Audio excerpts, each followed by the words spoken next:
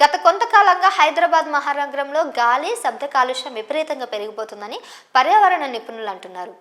ఇలాగే కొనసాగితే కొంతకాలం తర్వాత జనాల ఆరోగ్యం పూర్తిగా దెబ్బతినే ప్రమాదం ఉందని నిపుణులు ఆందోళన వ్యక్తం చేస్తున్నారు. ఈ క్రమంలోనే తెలంగాణ సీఎం రేవంత్ రెడ్డి కీలక ప్రకటన చేశారు. త్వరలోనే కొత్త మోటార్ వెహికల్ పాలసీ తెస్తామని చెప్పారు. 15 ఏళ్లు దాటిన వ్యక్తిగత, 8 ఏళ్లు దాటిన వాణిజ్య వాహనాలు తుక్కుగా పరిగణిస్తున్నారు. ఈ పాలసీ ప్రస్తుతానికి గ్రేటర్ హైదరాబాద్ కు మాత్రమే పరిమితమన్నారు. కాలం తీరిన వాహనాలను తుక్కుగా మార్చేందుకు రాష్ట్రంలో 2 కేంద్రాలను త్వరలో అందుబాటులోకి తీసుకురానున్నారు. రంగారెడ్డి జిల్లా షాబాద్ మండలం, సిద్దిపేట జిల్లా వర్గల్ సమీపంలో మరొకటి ఏర్పాటు చేయనున్నారు.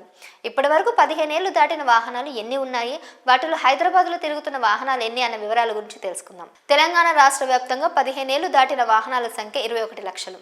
అందులో హైదరాబాద్ నగరంలో తిరుగుతున్న వాహనాల సంఖ్య 9 లక్షలు.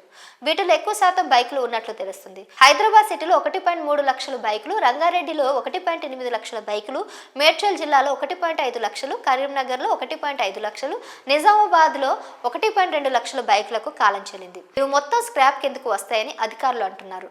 ఇవి రోడ్లపై తిరగడానికి అనుమతి ఉండదు. వీటిని ఇప్పటికిప్పుడే స్క్రాప్ నకు పంపాల్సిన అవసరం లేదని రవాణా శాఖ మంత్రి పొన్నం ప్రభాకర్ అన్నారు. 15 ఏళ్లు దాటిన ఆ వెహికల్స్ ఫిట్నెస్ బాగుంటే టెస్ట్లో పాస్ అయితే మునుపటిలా నడుపుకోవచ్చు. ఒకవేళ ఫిట్నెస్ టెస్ట్లో ఫెయిల్ అయితే మాత్రం ఖచ్చితంగా స్క్రాప్కు వెళ్లాల్సిందే. వెహికల్ ఫిట్నెస్ పాస్ అయితే 5,000 గ్రీన్ ట్యాక్స్ చెల్లించి 5 ఏళ్ల పాటు నడుపుకునే వీలుంటుంది. ఆ తర్వాత కూడా వాహనం ఫిట్నెస్ ఉందంటే 10,000 చెల్లించి మరో 5 ఏళ్లు నడుపుకోవచ్చు. అంటే గ్రీన్ ట్యాక్స్ చెల్లించి వెహికల్స్ నడుపుకోవచ్చు అనమాట.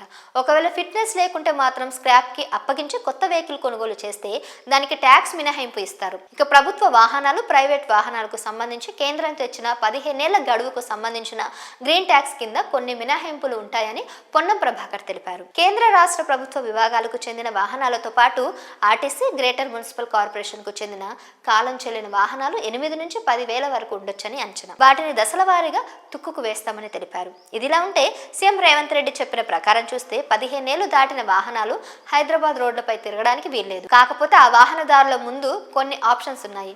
అవేంటో చూద్దాం. 15 ఏళ్లు దాటిన వాహనాలు ఇతర జిల్లాల్లో వాడుకోవచ్చు లేదా వేరే జిల్లాల్లో అమ్మవచ్చు. పాత వాహనం అప్పగించిన తర్వాత కొత్త వాహనం కొనుగోలు చేయాలి. ఏదేమైనా తెలంగాణ ప్రభుత్వం తీసుకున్న నిర్ణయంతో వాహనదారులు గుండెల్లో గుబులు పడుతుంది. కొంతమంది ఆర్థిక పరిస్థితి వల్ల కొత్త వాహనాలు కొనుగోలు చేయలేకపోతున్నారు.